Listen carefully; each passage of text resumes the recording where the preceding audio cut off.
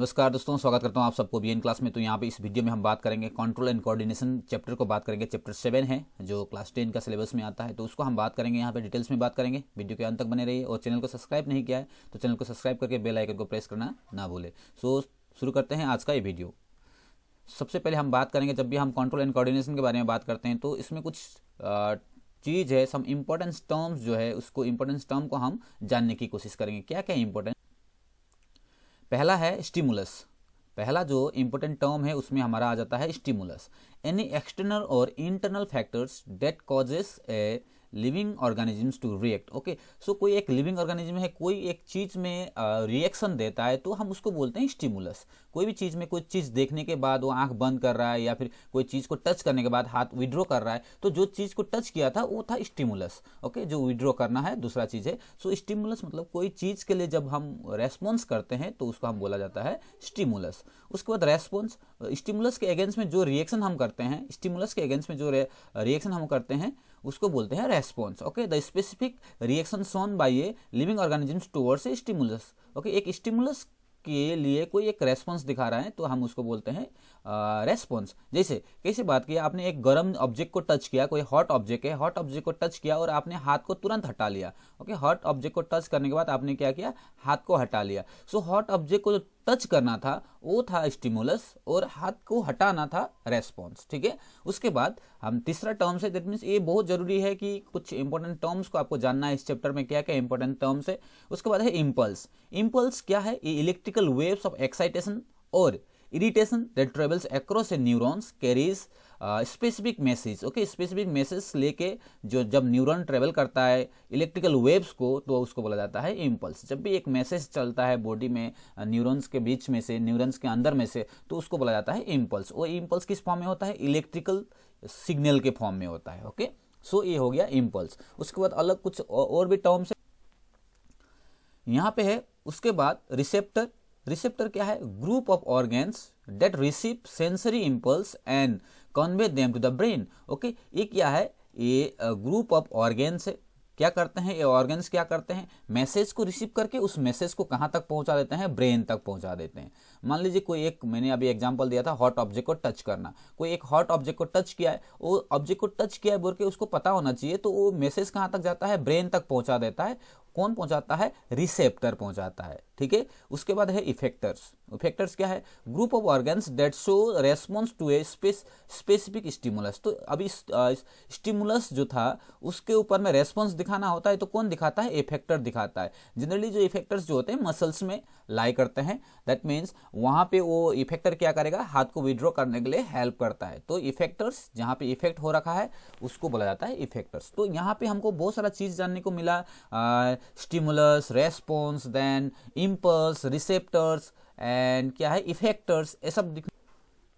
उसके बाद हम डिस्कस करेंगे न्यूरॉन्स। हम बात करेंगे न्यूरॉन्स का, बात करेंगे न्यूरॉन्स क्या होता है। तो fundamental structural and functional unit of the nervous system. तो नर्वस सिस्टम का फंक्शनल एंड स्ट्रक्चरल यूनिट जो है उसको हम बोलते हैं न्यूरॉन। एंड न्यूरॉन क्या करता है, carries impulse across the body. Okay, इस कैरीज द इंपल्स। इंपल्स अभी हमने बात किया था in the form of electrical signal. Electrical signal के रूप में जो इन्फॉर्मेशन ट्रेवल करता है बॉडी में उसको हम बोलते हैं इंपल्स। ओके, और ये काम कौन करता है, न्यूरॉन करता है। ओके, न्यूरॉन मीन्स इसको हम बोलते हैं नर्व सेल। ओके, नर्व्स के सेल को हम बोलते हैं न्यूरॉन। सो न्यूरॉन का स्ट्रक्चर यहाँ पे दिख रहा है। न्यूरॉन में क्या क्या है, इस टाइप का स्ट्रक्चर है जिसको हम डेंड्राइट बोलते हैं, इसको डेंड्राइट बोलते हैं। ओके, यहाँ पे आपके पास है सोमा और सेल बॉडी, इसको सोमा या सेल बॉडी बोला जाता है। देन न्यूक्लियस है। ओके, न्यूक्लियस के बाद क्या है आपके पास, ये जो बीच में से एक ट्रेवल करके जा रहा है ये हो गया एक्सॉन। ओके, बीच का जो है एक्सॉन हो गया, और बाहर का जो कवरिंग जो है उसको हम बोलते हैं माइलिन शीथ।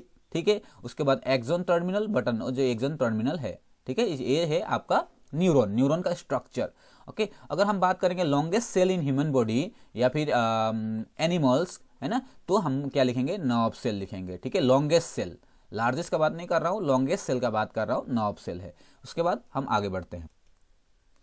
अब बात करेंगे स्ट्रक्चर ऑफ न्यूरॉन। न्यूरॉन का स्ट्रक्चर कैसा होता है, न्यूरॉन में क्या क्या होता है, अभी हमने थोड़ा सा डिस्कस किया, उसी को हम और अच्छे से डिस्कस करेंगे। Okay, neuron is made up of two main parts. Neuron दो चीज से बना होता है, एक होता है साइटोन, एक को हम बोलते हैं एक्सॉन। ओके, साइटोन क्या है, ओके, तो यहाँ पे नहीं कंफ्यूज करना है, साइटोन को भी मैं एक्सप्लेन कर रहा हूँ। साइटोन क्या है, cyton also called cell body. Cell body को साइटोन बोला जाता है। This part of neuron contain a large prominent nucleus in the center. तो सेल बॉडी के उसके में क्या था, न्यूक्लियस था उसमें सेंटर में। The cell membrane is branch into several cytoplasmic branches called dendrite, और डेंड्राइट भी था, ब्रांचेस लाइक स्ट्रक्चर जो हमको दिख रहा था वो क्या था, डेंड्राइट था। And dendrite receive the impulse. ओ अब भी एक क्वेश्चन भी आपके लिए इंपॉर्टेंट हो जाएगा। तो शरीर में जो इंफॉर्मेशन होता है डेंड्राइट में रिसीव किया जाता है। दैट मीन्स आपको ये क्वेश्चन पूछ सकता है कि नर्व्स के कौन सा पार्ट में जो इन्फॉर्मेशन होता है वो रिसीव होता है, तो डेंड्राइट्स लिखेंगे। क्या लिखेंगे, डेंड्राइट में इन्फॉर्मेशन रिसीव होता है। ठीक है, ये हमने बात किया साइटोन एंड एक्सॉन। देन यहाँ पे स्ट्रक्चर को और भी हम the cytoplasm is called neuroplasm. Okay, cytoplasm जो लिक्विड फ्लूइड था सेल के अंदर में, ओके, सेल बॉडी के अंदर में, उसको हम न्यूरोप्लाज्म भी बोलते हैं क्योंकि ये न्यूरॉन से रिलेटेड है, इसलिए इसको न्यूरोप्लाज्म भी बोला जाता है। Inside neuroplasms are scattered sable stainable granules called the Nissl granules. Okay, अब वो जो न्यूक्लियोप्लाज्म्स है, न्यूक्लियोप्लाज्म्स के अंदर में छोटे छोटे ग्रेन्यूल्स होते हैं, इस तरह से छोटे छोटे ग्रेन्यूल्स होते हैं जिसको बोला जाता है निजल्स ग्रेन्यूल्स बोला जाता है। ठीक है, सो आपको सबसे पहला तो साइटोन में क्या क्या मिलना है आपको, साइटोन मतलब सेल बॉडी को साइटोन बोला जाता है। उसमें न्यूक्लियस है, उसके अंदर का जो लिक्विड है उसको हम न्यूरोप्लाज्म बोलते हैं। न्यूरोप्लाज्म के अंदर में क्या होता है, छोटे छोटे ग्रेन्यूल्स होते हैं जिसका नाम है निजल ग्रेन्यूल्स। ठीक है, इतना हो गया। उसके बाद हम देखते हैं एक्सॉन्स। उसके बाद जो long cytoplasmic projections of the neuron the extend from the cell body, जो सेल बॉडी से निकल के जो लंबा सा एक्सटेंड आया हुआ था उसको बोला जाता है एक्सॉन। ठीक है, उसको बोला जाता है axon. And axon is covered by a insulating membrane called the neurolemma. उसको क्या बोला जाता है, न्यूरोलेमा से कवर होता है। ठीक है, सो ये जो एक्सॉन जो था, एक्सॉन का बाहर का जो कवर है उसको हम न्यूरोलेमा बोलते हैं।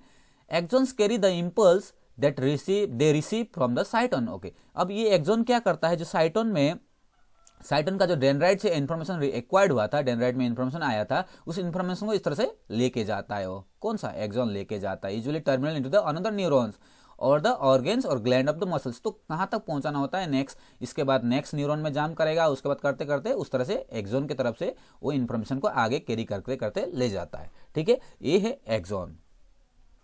In some neurons there is an additional envelope inside the neurolema. Okay, कुछ न्यूरॉन में क्या होता है, एडिशनल इन्वेलप होता है called the myelin sheath, myelin sheath बोला जाता है, which help in the faster conduction of impulse. Okay, impulse को फास्टर कंडक्ट करने में हेल्प करता है। तो माइलिन शेथ का काम क्या है, इम्पल्स को फास्टर सेल ट्रांसमिट करने में हेल्प करता है। Such neurons are called myelinated neurons. So अगर हम देखा जाए तो हमारे पास में दो टाइप के न्यूरॉन्स होते हैं, एक माइलिनेटेड, एक होता है ए माइलिनेटेड। ठीक है, सो माइलिनेटेड न्यूरॉन्स में क्या होता है, माइलिन शेथ होता है, mostly present in the cerebral medulla. ये सब जो नर्व सेल है कहाँ पे पाया जाता है, माइलिनेटेड न्यूरॉन्स कहाँ पे पाया जाता है, सेरेब्रल और मेडुला जो ब्रेन का पार्ट है उसमें पाया जाता है।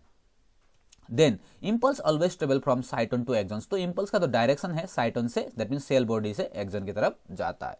सो इसको हमने यहाँ पे डिस्कस कर लिया। That means structure of neuron में अगर हम बात करेंगे, स्ट्रक्चर ऑफ न्यूरॉन में दो पार्ट को हम डिस्कस करेंगे, एक तो साइटोन हो गया, एक तो एक्सॉन हो गया। ठीक है, उसके बाद अगर आप इसका पीडीएफ चाहते हैं तो आप कॉमेंट सेक्शन में लिख सकते हैं, मैं पीडीएफ भी आपको दे दूंगा इसका।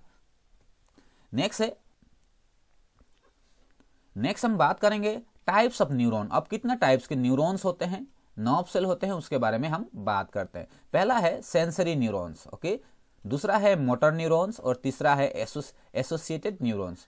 तो तीन न्यूरॉन्स को हम जनरली डिस्कस करेंगे। सेंसरी न्यूरॉन्स क्या करता है, वो इंपल्स को from the receptor to the brain, receptor से कहां तक पहुंचाता है, ब्रेन तक पहुंचाता है, जिसको हम सेंसरी न्यूरॉन्स बोलते हैं। दूसरा मोटर न्यूरॉन्स क्या होता है, from brain to the effectors, brain से एफेक्टर तक जो इंपल्स को लेके आता है, जो मैसेज को लेके आता है, उसको हम बोलते हैं मोटर न्यूरॉन्स। और एसोसिएटेड न्यूरॉन्स क्या होता है, they are called the mix neuron as they carry impulse both to and fro, मतलब दोनों डायरेक्शन में, ब्रेन से भी आएगा, ओके, और इफेक्टर से भी मैसेज लेके जाएगा। तो इसको हम बोलते हैं associated neurons. They work mix, okay, दोनों का काम करेगा, मतलब सेंसरी न्यूरॉन्स का भी काम करेगा, मोटर न्यूरॉन्स का भी काम करेगा। ये था छोटा सा जो टाइप्स ऑफ न्यूरॉन्स में अगर हम बात करेंगे, sensory neurons, motor neurons and associated neurons, ये तीन आप यहाँ पे आप देख सकते हैं स्ट्रक्चर है टाइप्स ऑफ न्यूरॉन्स में। ये क्या है, सेंसरी न्यूरॉन्स है, ओके, ये मोटर न्यूरॉन्स है। देन यहाँ पे इंटर न्यूरॉन्स दिखाया, जंक्शन है इंटर न्यूरॉन्स का जो दिखाया गया है यहाँ पे। ठीक है, ये है आपका। अब डिस्कस करते हैं नर्व्स को। नर्व्स के बारे में थोड़ा सा जानने की कोशिश करते हैं। नर्व्स क्या होता है? ए बंडल ऑफ न्यूरॉन्स, जब बहुत सारा न्यूरॉन्स इस तरह से आ जाते हैं, बहुत सारा न्यूरॉन्स ओके एक साथ में बंडल बन जाता है, बहुत सारा न्यूरॉन्स एक साथ में आ जाता है, उसको हम बोलते हैं नर्व्स। ओके क्या बोलते हैं? नर्व्स बोलते हैं। Nerves provide a common pathway for the electrochemicals nerve impulse. तो नर्व्स ट्रेवल करने के लिए ये क्या एक पाथवे देता है, ठीक है। एक नर्व्स क्या करता है? पाथवे प्रोवाइड करता है जो मैसेज को कन्वे करने के लिए, ठीक है। सो यहाँ पे दिखाया गया है, और आपको मैंने पहले भी बताया पीडीएफ अगर चाहिए होगा तो मैं पीडीएफ आपको दे दूंगा, आप कमेंट सेक्शन में लिखिएगा। इसके बाद हम देखेंगे types of nerves. Types of nerves में हमको क्या क्या देखना है? सेंसरी नर्व्स, जैसे हमने सेंसरी न्यूरॉन्स पढ़ा था उसी तरह सेंसरी नर्व्स और मोटर नर्व्स और मिक्स नर्व्स जो सेम है, बट इसमें क्या है बंडल आ जाएंगे। उसमें क्या था? एक न्यूरॉन्स था, उसको सेंसरी न्यूरॉन्स बोलते हैं। अब bundle of sensory neurons is called sensory nerves. Okay bundle of sensory neurons are called nerves, sensory nerves. उसी तरह से बंडल ऑफ क्या motor nerves or neurons are called motor nerves. Okay motor neurons को motor nerves बोलेंगे, बहुत bundle हो जाएगा। उसी तरह से मिक्स नर्व्स। तो ये 3 टाइप का आपको नर्व्स के बारे में। सो आज का वीडियो यहाँ पे हम समाप्त करेंगे। यहाँ पे हमने बहुत सारा चीज़ को डिस्कस किया है, दैट मीन्स ह्यूमन ब्रेन के बारे में, central nervous system, periphery nervous system के बारे में बात करेंगे। सो वीडियो अच्छा लगा होगा तो दोस्तों के साथ शेयर कर सकते हैं आप। अभी के लिए इतना ही। Thank you for watching, God bless you.